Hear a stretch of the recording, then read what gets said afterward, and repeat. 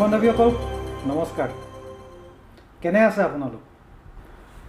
আশা কৰোঁ আপোনালোক সকলো ভালেই আছে। ইয়াৰ আগতে আপলোড কৰা দুটা ভিডিঅ' মই টোপনিৰ বিষয়ে আলোচনা কৰিছিলোঁ। যদিও টোপনিৰ ওপৰত আৰু এটা বা দুটা ভিডিঅ' হ'ব, তথাপিতো আজি আমি টোপনিৰ বিষয়ে আলোচনা নকৰোঁ।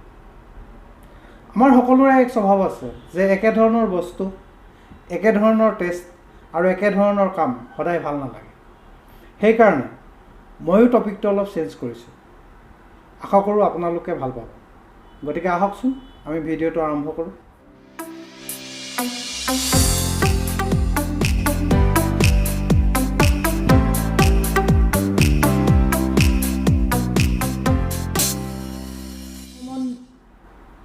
বন্ধু-বান্ধৱীসকল, আপোনালোকক আজি মই স্বাগতম জনোৱাই নাই নহয়।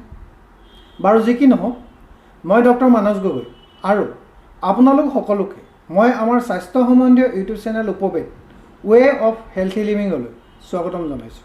আৰু আপোনালোকে যদি আমাৰ এই চেনেলটো নতুনকৈ চাইছে অথবা এতিয়ালৈকে আমাৰ চেনেলটো ছাবস্ক্ৰাইব কৰা নাই, তেন্তে ছাবস্ক্ৰাইব কৰি তাৰ কাষতে থকা বেলটোৰ অল অপশ্যনটো ছিলেক্ট কৰিবলৈ নাপাহৰিব, যাতে আপোনালোকে আমাৰ সকলো ভিডিঅ' আপলোডৰ ন'টিফিকেশ্যন সময়মতে পাই থাকে। আজিৰ আমাৰ বিষয়টো হৈছে খৰ খজুৱতি, ইয়াৰ সহজলভ্য বনদৰৱ আৰু ইয়াৰ পথ্য আৰু অপথ্য, অৰ্থাৎ খৰ খজুৱতি হ'লে আমি কি খাব লাগে আৰু কি খাব নালাগে।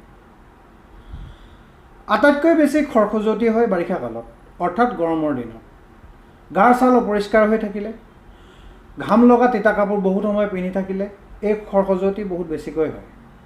এই খৰ খজুৱতিয়ে আমাৰ দেহৰ কাষলতিৰ তল, ডিঙি, কৰঙনৰ চুক, পেট আৰু কঁকালত আটাইতকৈ বেছি আক্ৰমণ কৰে। এই ৰোগ হ'লে ছালৰ ওপৰভাগ ৰঙচুৱা বা কজলা বৰ্ণৰ হৈ সৰু সৰু ফোঁহা হয় আৰু ৰঙা চকলা চকল হৈ পৰে। কেতিয়াবা দেখা যায় ছালৰ ওপৰভাগ চকলা চকল হৈ তাৰ কাষে কাষে ৰঙা ৰঙা ঘামচিৰ নিচিনা হয় আৰু বহুত খজুৱাই থাকে। কেতিয়াবা এই খজুৱতি সহ্যৰ সীমা পাৰ হৈ যায়। এই খৰ খজুৱতি হোৱা ঠাইৰ পৰা কেতিয়াবা আঠাযুক্ত পানী ওলাই থাকে আৰু এই আঠাযুক্ত পানী কাপোৰত লাগিলে বা যদি অন্য ঠাইত লাগে তেতিয়া সেই স্থানতো হোৱাৰ সম্ভাৱনা থাকে। সেইকাৰণে এই ৰোগ হ'লে কাপোৰ সদায় ডেটল বা অন্য এণ্টিছেপ্টিক লিকুইড পানীৰ লগত মিহলাই ধুই পেলাই ইস্ত্ৰি কৰিহে পিন্ধিব লাগে। গৰমৰ দিনত ঘামত তিতি থকা কাপোৰ বহুত সময় কেতিয়াও পিন্ধি থাকিব নালাগে আৰু গৰমৰ দিনত অলপ আহল বহল কাপোৰ পিন্ধাটো অতি প্ৰয়োজন।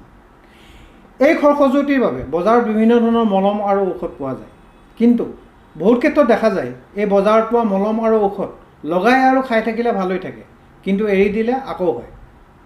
কিন্তু আমাৰ ঘৰতে কিছুমান এনেকুৱা সহজলভ্য বস্তু পোৱা যায় বা এনেকুৱা সহজলভ্য বনদৰৱ আছে যি খুব সোনকালে এই খৰ খজুৱতি নাইকিয়া কৰিব পাৰে।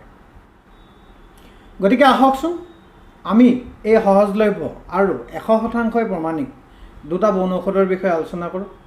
প্ৰথম বন ঔষধটো হৈছে 4-5 ফুটা নহৰু, 4-5 কিলা তুলসীৰ পাত, এটুকুৰা সৰু 1 আঙুলমান জোখৰ কেঁচা হালধি আৰু 4-5 কিলা মহানিমৰ পাত একেলগে লৈ মিহিকৈ পিহি 1 চামুচ নাৰিকল তেলৰ লগত ভালকৈ মিহলি কৰি এই খৰ খজুৱতি হোৱা ঠাইত দিনটোত দুবাৰকৈ 2-3 দিনমান লগালে এই খৰ খজুৱতি একেবাৰে নোহোৱা হয়।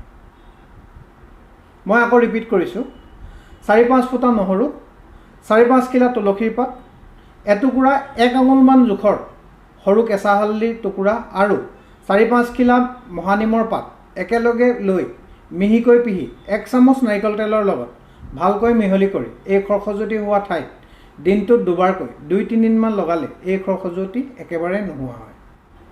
বহুত পুৰণা খৰ খজুৱতি একেৰাহে 20 দিনমানৰ পৰা 1 মাহমান লগালে ই সম্পূৰ্ণৰূপে ভাল হয়। 2 নম্বৰ ঔষধটো হৈছে মাখিয়তী গছৰ শিপা 3 আঙুল আৰু সম পৰিমাণৰ মাখিয়তী গছৰ ছাল খুব ভালকৈ পিহি খৰ খজুৱতি হোৱা ঠাইত লগালে খুব সোনকালে ভাল হয়। আনকি বহুত পুৰণা খৰ খজুৱতিও একেৰাহে 10 দিনমান দিনে দুবাৰকৈ লগালে সম্পূৰ্ণৰূপে আৰোগ্য হয়। যদি খুব বেছিকৈ খজুৱাই থাকে তেন্তে 1 চামুচ নাৰিকল তেল, 1 চামুচ নেমুৰ ৰস, 1 চামুচ বিলাহী ৰস মিহলি কৰি খৰ বা খজুৱতি হোৱা জেগাত লগাই আধা ঘণ্টামানৰ পাছত গা ধুই দিলে খজুৱতি একেবাৰে নোহোৱা হৈ যায়। 1 চামুচ গৰু ঘিউৰ লগত 4-5টামান জালুক পিহি লগালেও খজুৱতি একেবাৰে নোহোৱা হয়। এই বনৌষধকেইটা লগাওঁতে কপা ব্যৱহাৰ কৰিব লাগে, আৰু যদি কপা নাথাকে তেন্তে হাতেৰে লগালে লগোৱাৰ আগত হাত দুখন ভালকৈ ধুই ল'ব লাগে। এই খৰখজুৱতি হ'লে গা ধুবলৈ নিম চাবোন বা মেডিমিক্স চাবোন ব্যৱহাৰ কৰিব লাগে। অন্য চাবোন ব্যৱহাৰ কেতিয়াও কৰিব নালাগে। অৱশ্যে ডেটল বা চেভলন অথবা নিকো চাবোন ব্যৱহাৰ কৰিব পাৰে, কিন্তু পৰাপক্ষত নকৰাই ভাল।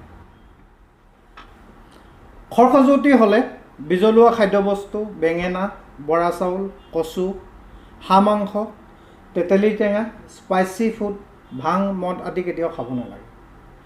খৰখজুৱতিৰ বাবে কঁঠালৰ গুটি, ছজিনা, ছজিনাৰ পাত, অমিতা, চয়াবিন, মহানিমৰ পাত, শিলিখা, মানিমুনি, কুচিয়া, মধুৰিআম, মাটিকঁঠাল, অমৰা, আমলখি আৰু ভিটামিন চিযুক্ত খাদ্য অতি উত্তম পথ্য। গতিকে আজি মই ইমানতে বিদায় ল'ব বিচাৰিছোঁ। যদি ভিডিঅ'টো ভাল লাগিল তেন্তে লাইক আৰু শ্বেয়াৰ কৰিবলৈ অনুৰোধ জনালোঁ, যাতে আৰু 10জনৰ উপকাৰ হয়। আৰু যদি বেয়া লাগিল তেন্তে ডিছলাইক আৰু কিয় বেয়া লাগিল তাক কমেণ্ট কৰি জনাব বুলি আশা কৰিলোঁ। আপোনালোকৰ গঠনমূলক দিহা পৰামৰ্শ আৰু সমালোচনাই আমাৰ চেনেলটোৰ উন্নতিত বহুত সহায় কৰিব। গতিকে ভিডিঅ'টো শেষলৈকৈ চোৱাৰ বাবে ধন্যবাদ জনাই আৰু আপোনালোক সকলোৰে সুস্বাস্থ্য কামনা কৰি আজিলৈ বিদায় মাগিছোঁ। ধন্যবাদ। জয় আই অসম, জয়তো ভাৰত।